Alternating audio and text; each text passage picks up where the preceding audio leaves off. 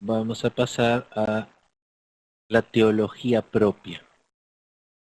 Les puede sonar raro este término de teología propia, pero de lo que va a tratar esta materia, por eso le digo que es la base de todas, es de conocer al Señor.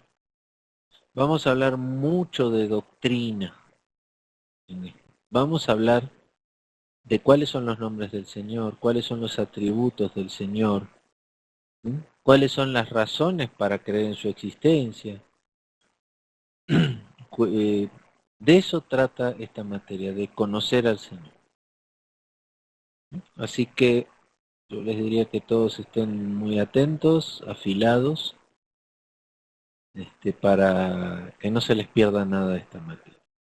Es básica de todo el resto que vamos a hacer. Seguimos entonces. Aquí empieza nuestra materia de teología propia. El primer punto es la existencia de Dios. El lugar de la doctrina de Dios en la teología sistemática. Es lógico que la teología sistemática empieza con un estudio de Dios. De cierto modo, todo lo que la Biblia contiene es una revelación de lo que Dios es y hace. La teología propia trata de la doctrina de Dios de forma directa, las demás secciones de forma indirecta. En el pasado hubo intentos de agrupar toda la teología sistemática alrededor del sistema trinitario, Padre, Hijo y Espíritu Santo. Punto 2. Dos hechos se toman por sentado. O sea, tenemos que tomar dos hechos por sentado, tenemos que creerlos. Uno es la existencia de Dios. Si hay alguien aquí que dude de la existencia de Dios, se equivocó de canal. O sea, está viendo el programa equivocado porque no va a recibir la relación que necesita si no cree que Dios existe. O duda sobre que Dios existe. Vamos a ver en algún momento que la duda es pecado. El que duda peca, porque nuestra confianza y fe nos tiene que mantener firmes, sin dudar. La duda te aleja de Dios. Y después el punto B es la revelación de Dios en su divina palabra. O sea, creemos que la palabra es la revelación de Dios, que Dios se revela a nosotros a través de su palabra. Si no lo creemos, bueno, estamos en la misma situación que antes. Dice, la teología del siglo XVIII y XIX cambia esta estructura y comienza con un sistema antropocéntrico. ¿Qué quiere decir antropocéntrico? Vamos a verlo de manera...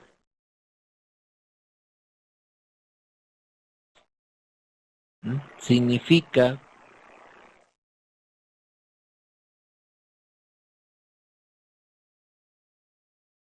antropocéntricos y...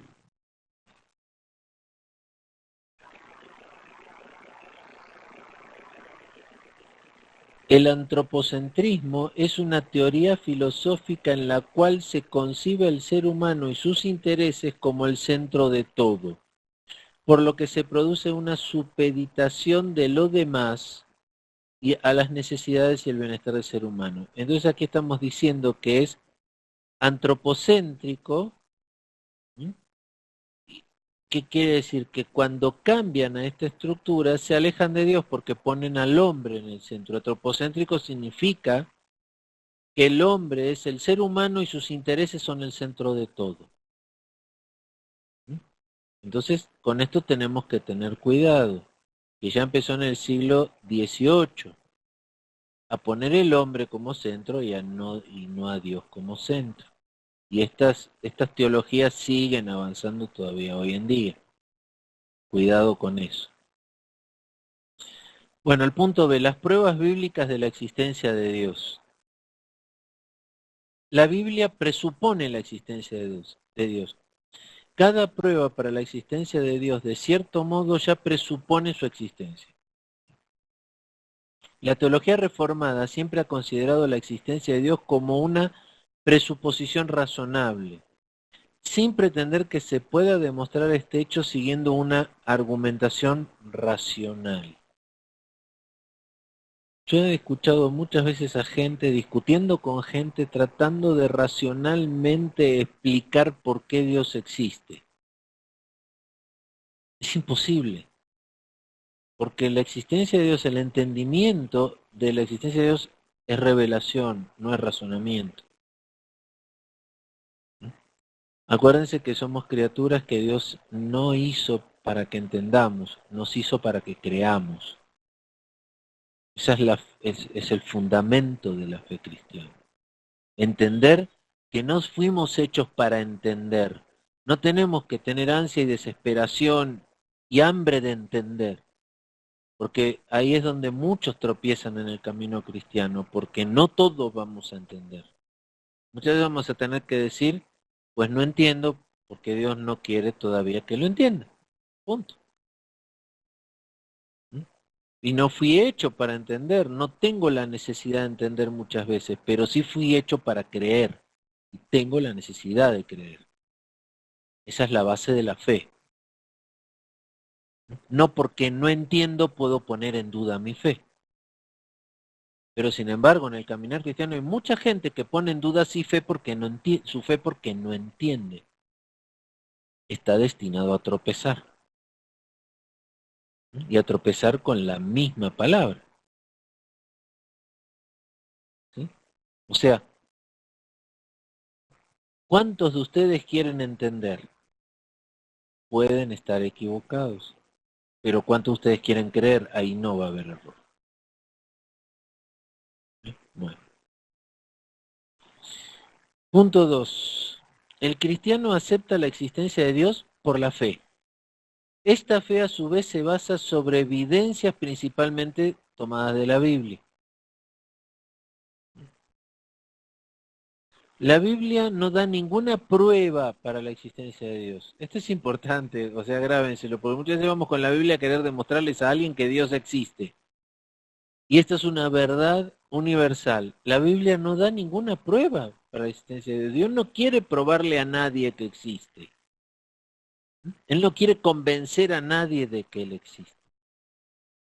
El que tiene oídos para oír, oirá. O sea, el que cree, cree, y el que no cree, no cree, y Dios no va a querer convencer al que no cree. Miren, es tan firme esa decisión de Dios de no querer convencer al que no cree, que no van a encontrar pruebas en la Biblia para poder explicar la existencia de Dios. Hebreos 11:8. Vamos a leerlo Hebreos 11:8. A ver, aquí hay una pregunta, alguien puso algo.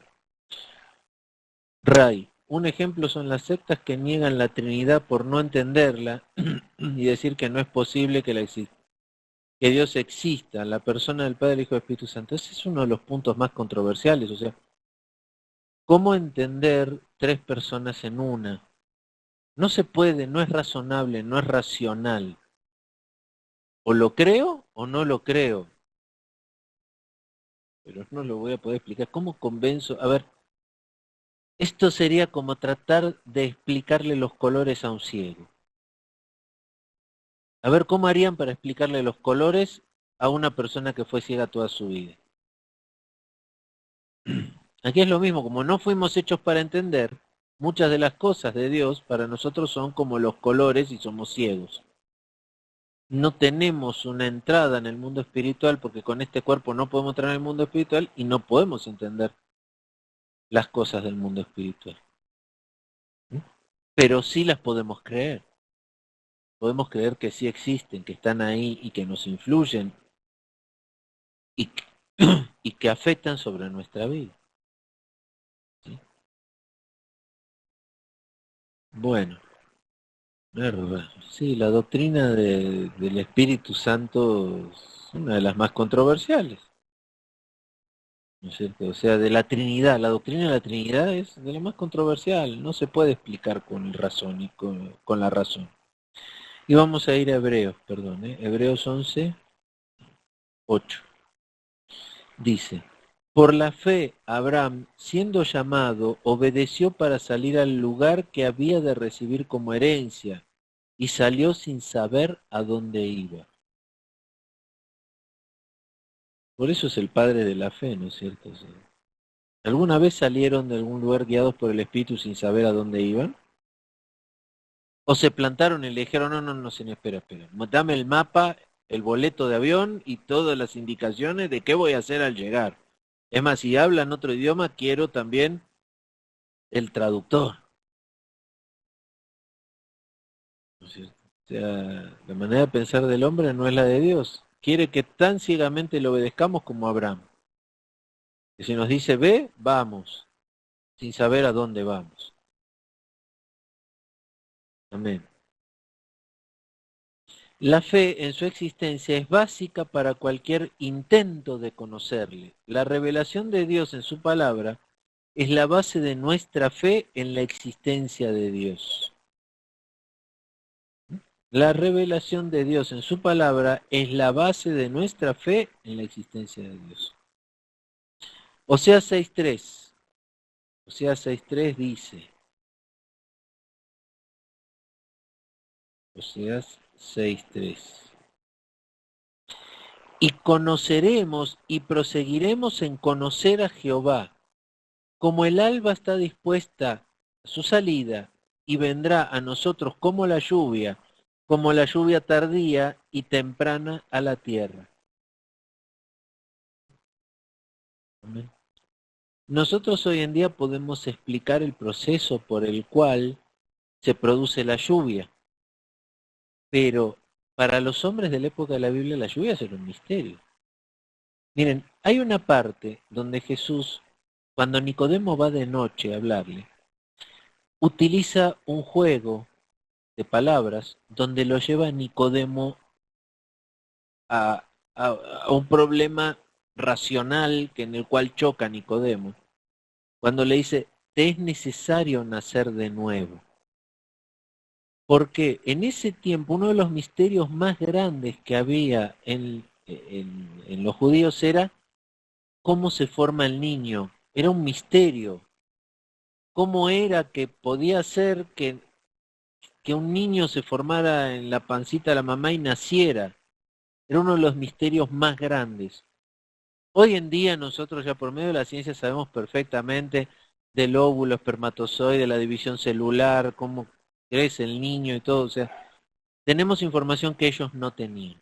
Entonces cuando él le dice, te es necesario nacer de nuevo, no entiende, le explota la cabeza a Nicodemo y dice, pero ¿cómo me puedo volver a meter en el vientre de mi madre?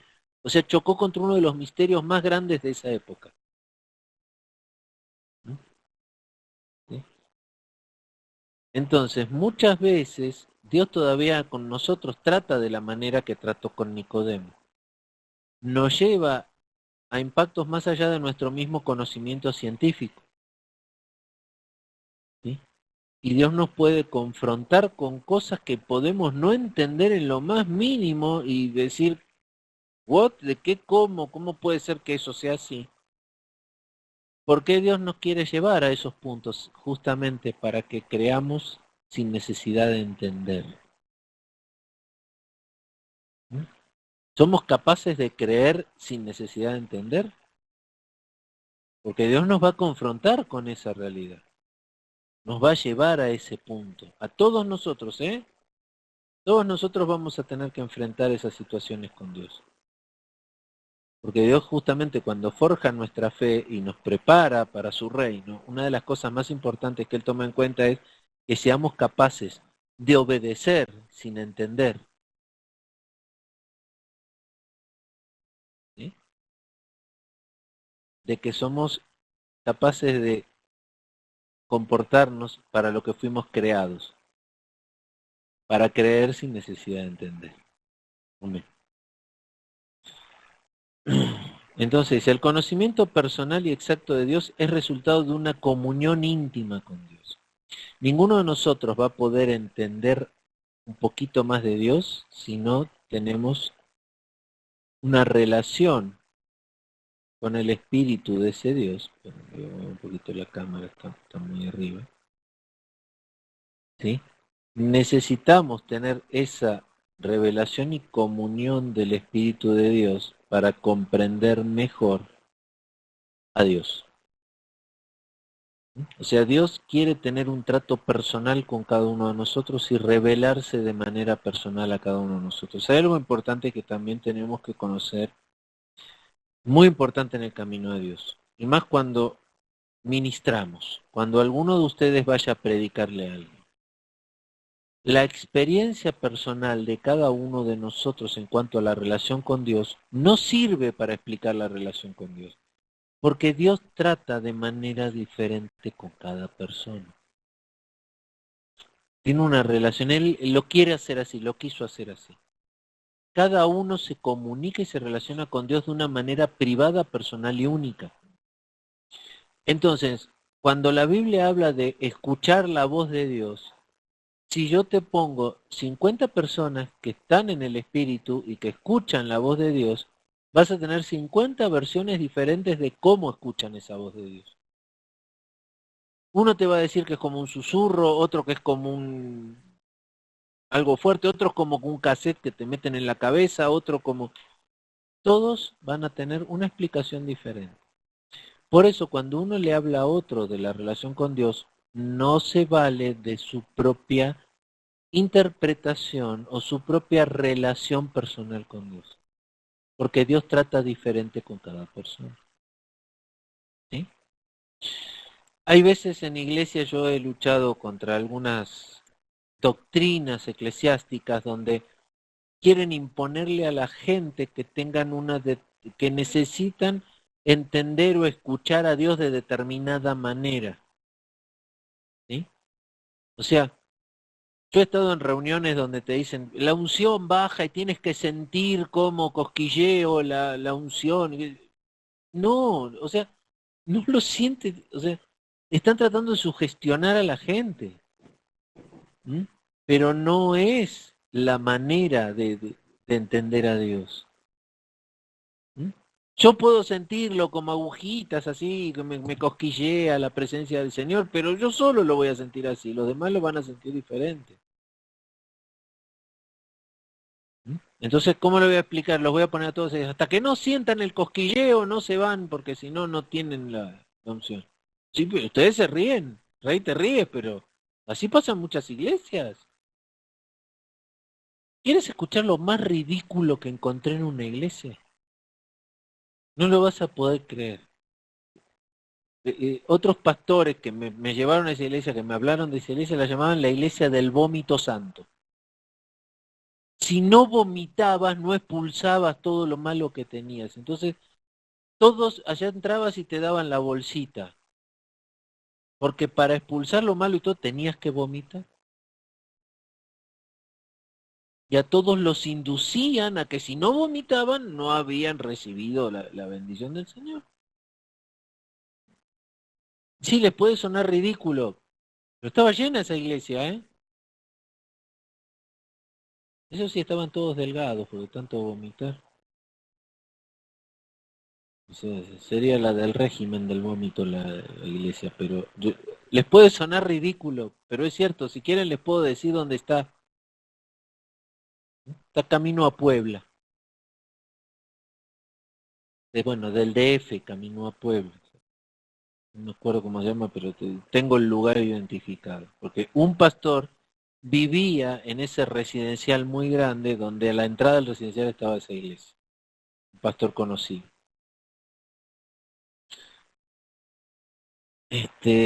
Hasta ese punto pueden llegar estas deformaciones. A lo mejor había una persona que su manera de relacionarse con el Señor le producía vómito. Sí, puede pasar, puede ser una reacción, pero es de esa persona en su relación con el Señor, no de todos los demás.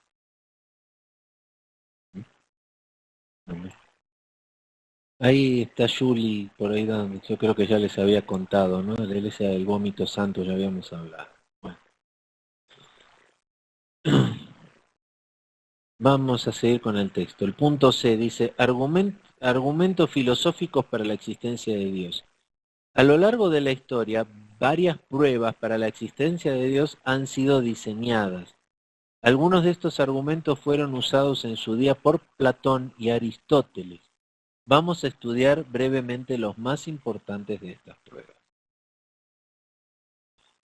Me acordé de otra. de otra doctrina que, bueno, también está muy difundida. Hay muchas iglesias que no creen en los milagros, o sea, porque los milagros eran solo de los apóstoles, o sea, no sé para qué el Señor dijo que estas señales seguirán a los que creen, porque solo creen, bueno, los apóstoles ya no hay, y si hubiera alguna manifestación de milagros, no son de Dios. Pero lo más lindo es que cuando uno habla con esa gente, dice, yo no creo en los milagros, pero están esperando un milagro. O sea, hasta ellos mismos en su teología eh, falta de conocimiento, se niegan a sí mismos diciendo, yo no creo en milagros. Ay, pero que Dios me sane. Va a ver, si Dios te sana no es un milagro. Entonces no quieres saber de milagros, pero estás esperando tu milagro.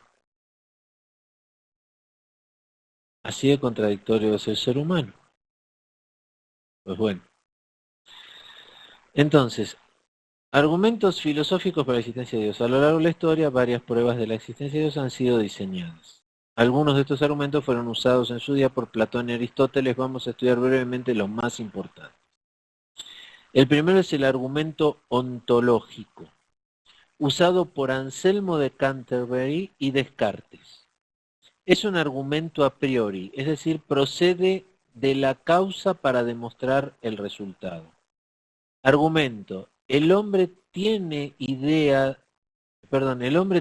idea de ser de un ser absolutamente perfecto. La existencia es un atributo de la perfección. Por lo tanto, un ser perfecto debe existir. O sea que debe existir un ser superior, un ser perfecto, por encima de nosotros. Kant consideraba este argumento inútil, Hegel lo apreciaba mucho. Problema: presupone la existencia de un ser perfecto. Lo que prueba en realidad es algo que tiene que existir, existe, por lo tanto es un argumento inútil. No todo lo que mi mente puede imaginarse realmente existe. Por ejemplo, no hay vacas azules con 5 patas. ¿Podemos imaginarnos una vaca azul con 5 patas?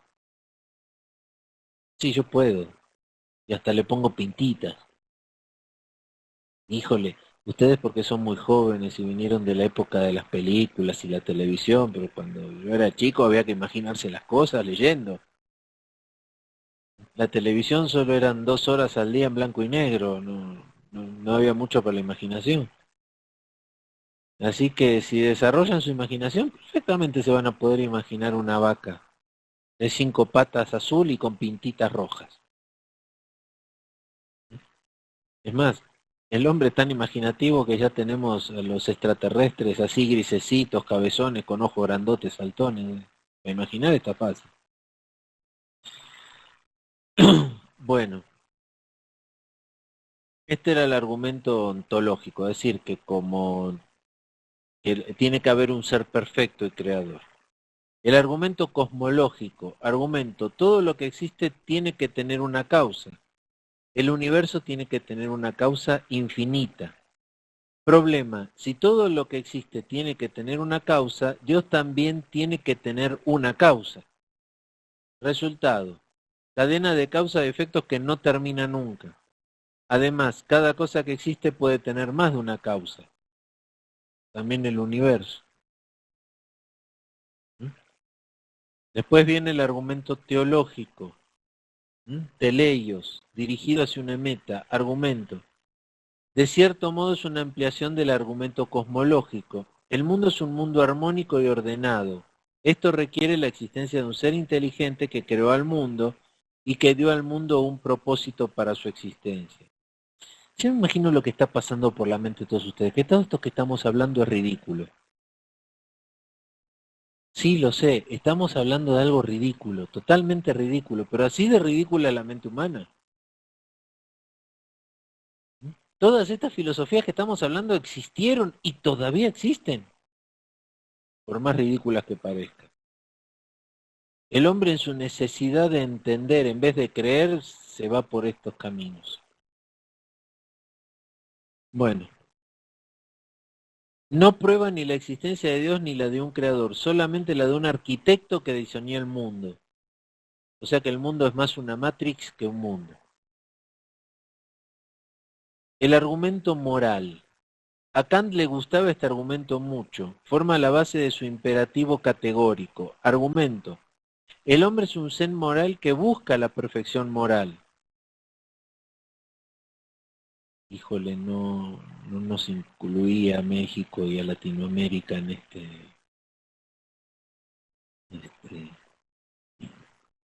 El hombre es un ser moral que busca la perfección moral. Bueno, Kant ya estaba muy... No sé qué tomaba, pero yo quiero de eso.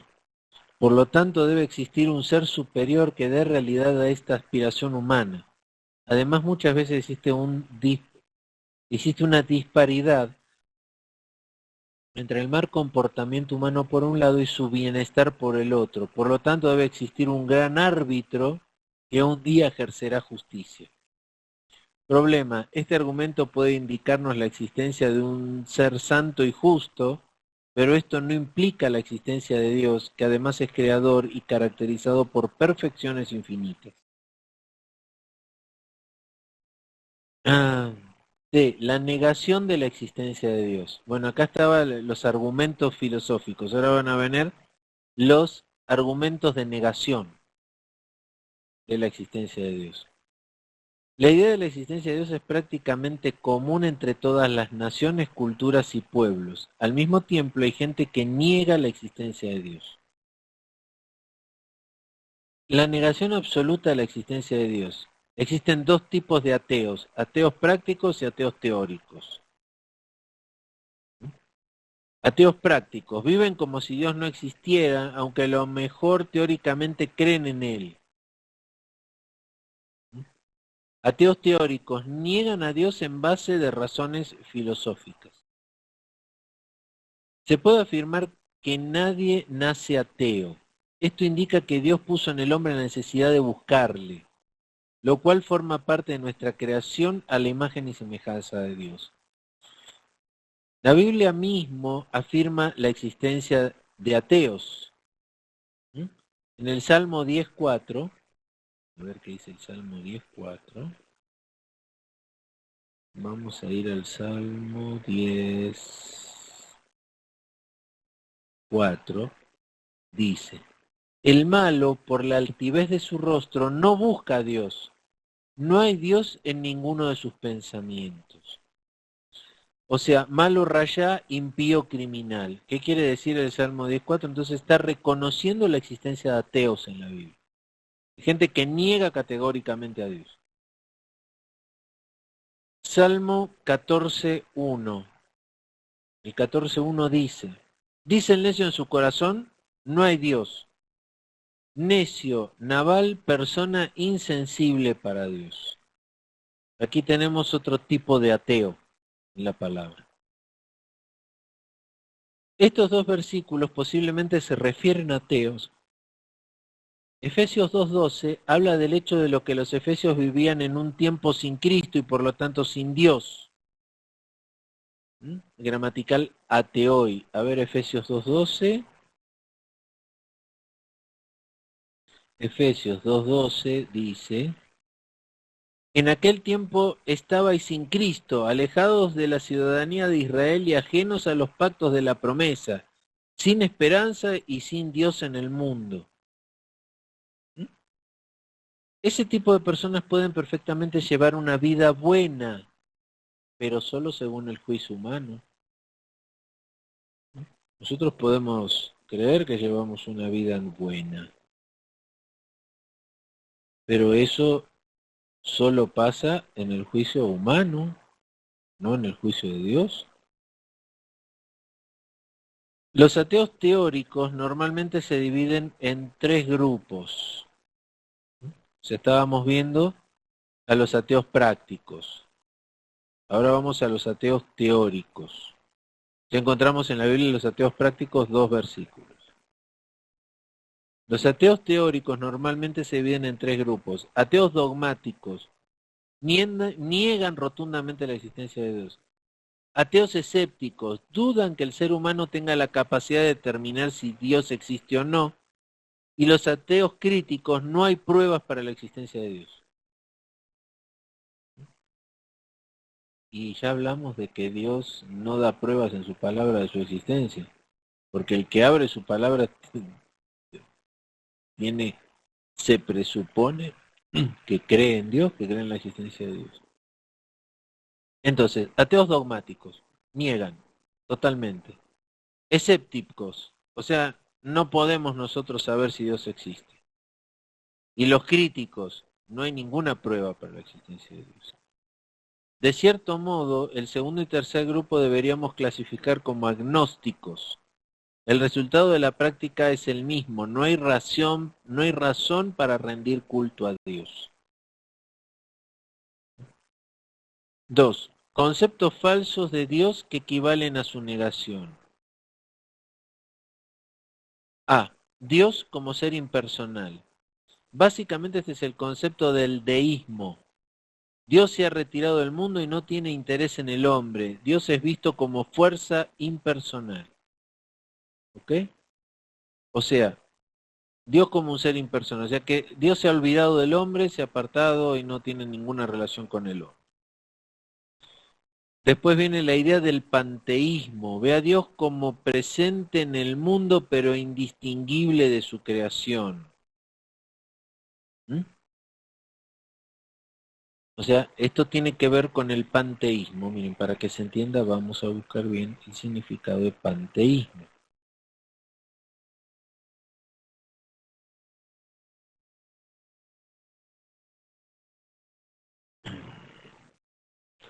El panteísmo es una concepción del mundo y una doctrina filosófica según la cual el universo, la naturaleza y la deidad que los monoteístas llaman Dios son equivalentes. O sea, el panteísmo, como yo lo conozco, la definición del panteísmo es que todo es Dios. El panteísmo significa todo es Dios. Bueno.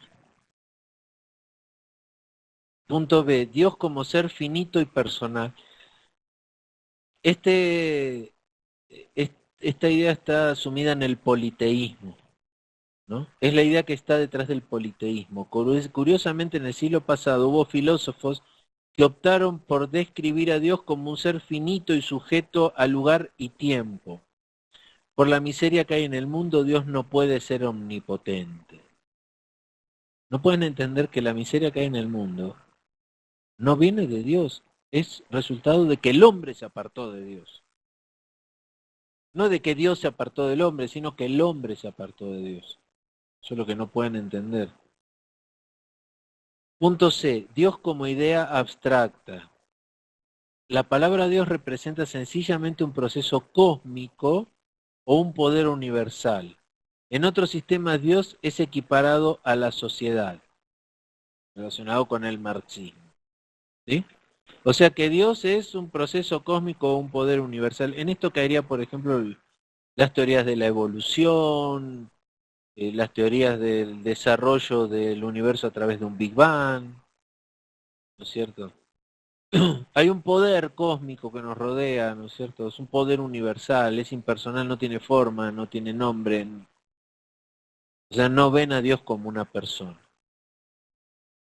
Bueno,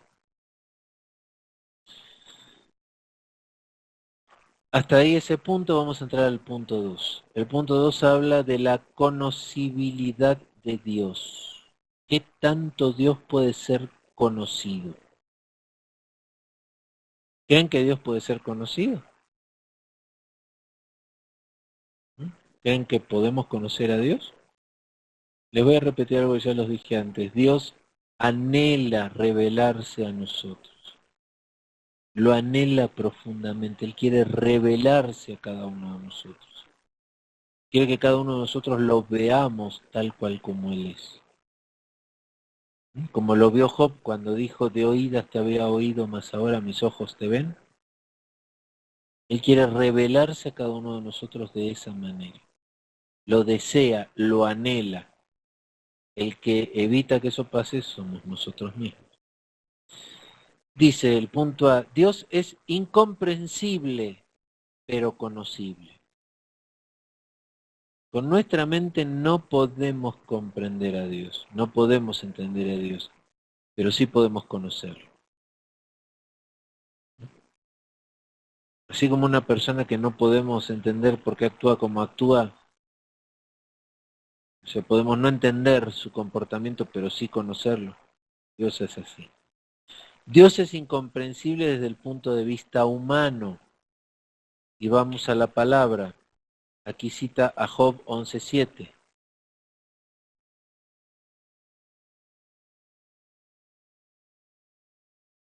Job 11:7 dice, ¿descubrirás tú los secretos de Dios? ¿Llegarás tú a la perfección del Todopoderoso? En Isaías 40:18. Isaías 40:18 dice, ¿a qué pues haréis semejantes a Dios? ¿O qué imagen le compondréis? Al mismo tiempo la Biblia afirma que es posible conocer a Dios. Juan 17:3, primera de Juan 5:20. Estas dos verdades se reflejan en la historia de la iglesia. A ver, vamos a leer Juan. Juan 17:3 dice, y esta es la vida eterna, que te conozcan a ti el único Dios verdadero y a Jesucristo a quien has enviado. Primera de Juan 5:20 dice,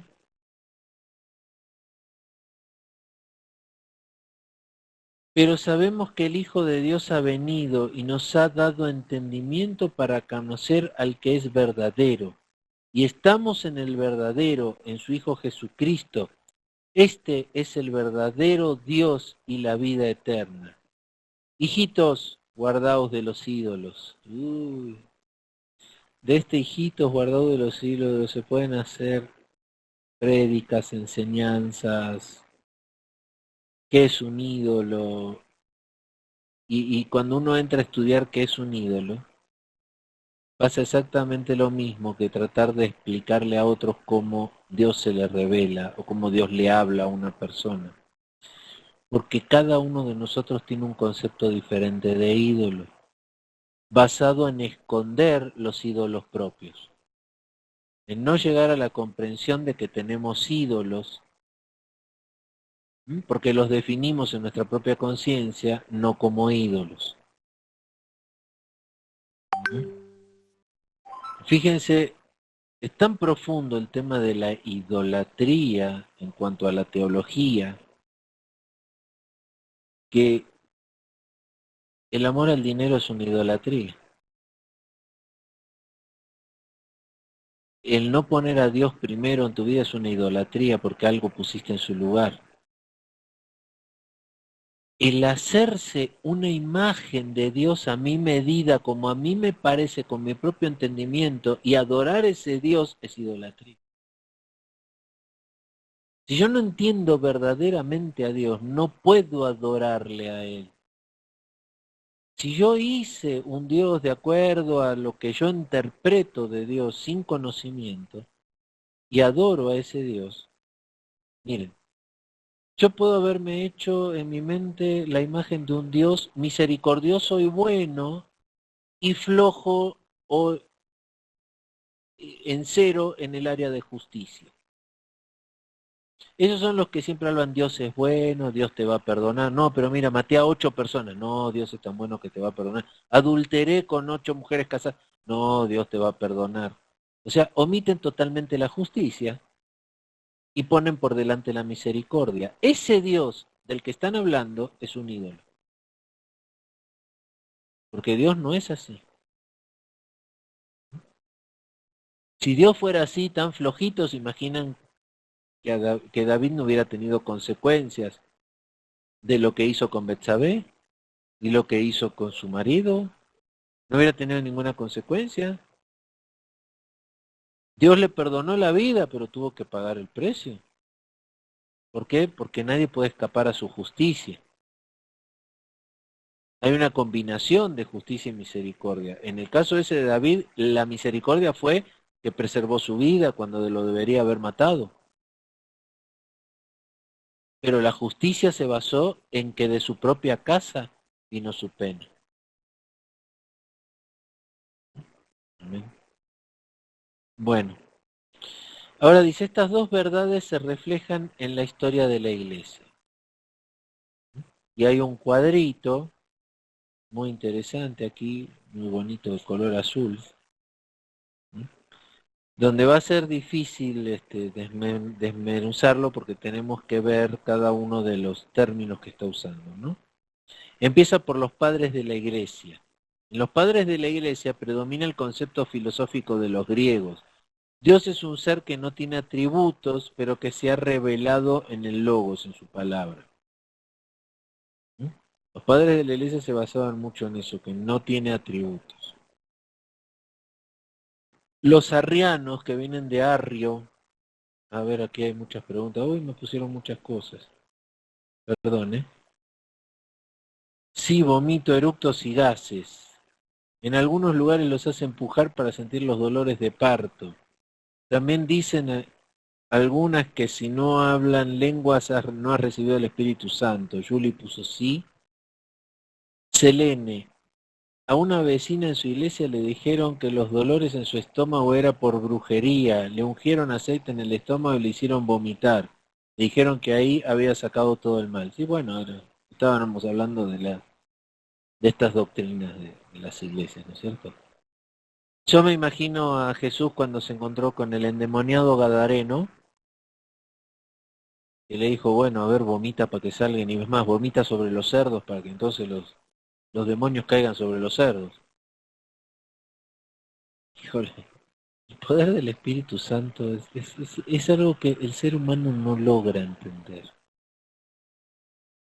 Y yo a veces también me asombro de decir, en este envase habita el Espíritu Santo, el poder que creó todo el universo, con semejante naturalidad que no me la creo. Estoy hecho de manera tan perfecta, soy un contenedor del Espíritu Santo y no siento su presión, su presencia en mí, ¿no es cierto? Es como un tubo de gas eh, lleno de gas, está hecho para contener gas, entonces el gas no lo afecta. Yo estoy hecho para contener el Espíritu Santo. Pero es el poder más grande. Si Él quiere obrar a través mío, híjole, ¿quién lo puede impedir? O sea, si con fe le digo a este monte, arrástrate y cáete en el mar, el monte se va a ir al mar. Por ese, no es por mí, no es por mi voluntad, es por el Espíritu que habita en mí. Pero es muy difícil en la mente humana entender ese concepto, ¿no? Poder entender la magnitud de lo que llevamos. Fuimos hechos para llevar eso, por eso no lo podemos entender, no es racional. Bueno, continúo, a ver, arrianos. Esto sí lo quiero ir llevando con detalle para que entendamos bien estos movimientos que hubieron en la iglesia. Arrianos. El arrianismo es una doctrina cristiana del siglo III que rechaza el dogma de la Trinidad y que fue popular en algunas zonas de Europa durante el primer milenio después de Cristo. Afirma que Jesucristo fue creado por Dios Padre y está subordinado a Él, o sea que es inferior, como es hijo es inferior al Padre. ¿Mm? Las enseñanzas arrianas fueron atribuidas a Arrio, que vivió entre el 250 y 335 después de Cristo, un presbítero de Alejandría y Egipto, y se oponen a las llamadas creencias ortodoxas acerca de la naturaleza divina. La cristología arriana sostiene que el Hijo de Dios no existió siempre, sino que fue creado por Dios Padre. Esta creencia se basa en varios textos bíblicos, pero específicamente en un párrafo del Evangelio de San Juan donde Jesús declara: Habéis escuchado que os he dicho, me voy y vuelvo a vosotros. Si me amarais, os alegrarías de que vaya al Padre, porque el Padre es mayor que yo. De ahí es donde se basa. Es un texto, como siempre, fuera de contexto. Bueno, ¿qué dicen los arrianos? Dios puede ser conocido perfectamente por el hombre, rechazado por la ortodoxia. Para que no haya dudas, vamos a seguir buscando ortodoxia. Significa, de la ortodoxia es conformidad con los principios de una doctrina o con las normas o prácticas tradicionales aceptadas por la mayoría como las más adecuadas para un determinado ámbito. O sea, la ortodoxia quiere decir que yo creo algo porque la mayoría lo cree. Si 1 millón de moscas comen porquería, no puede estar mal comer porquería. Ese sería el concepto. Después viene el escolasticismo. Escolasticismo.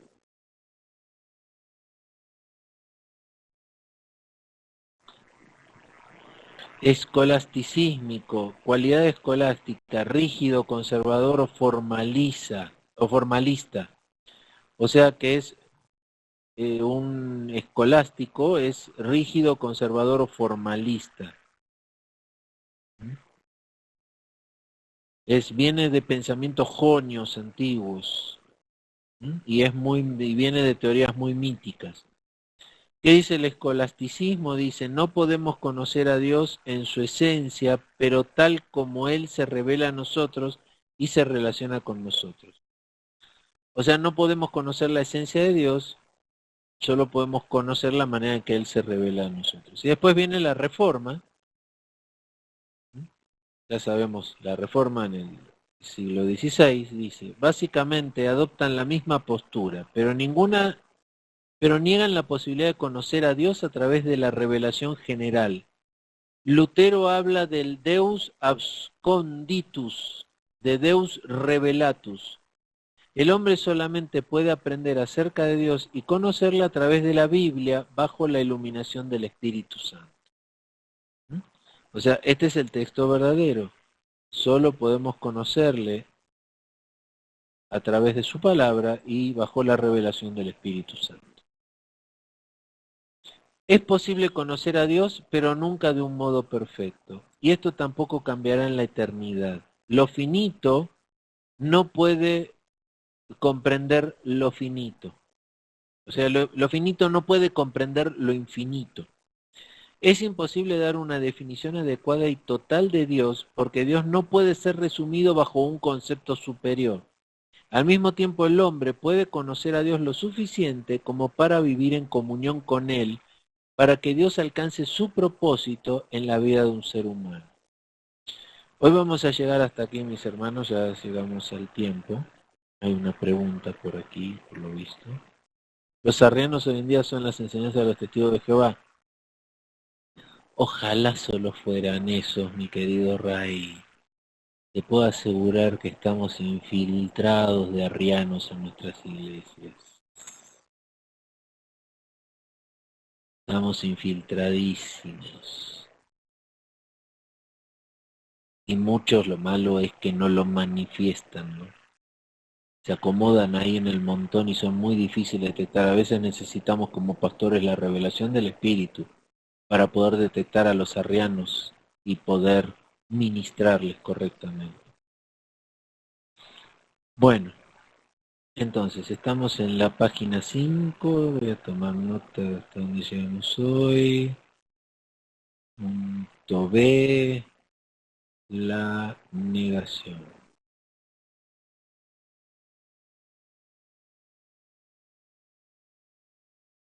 Y vamos a terminar esta clase de hoy con este texto final, ¿no es cierto?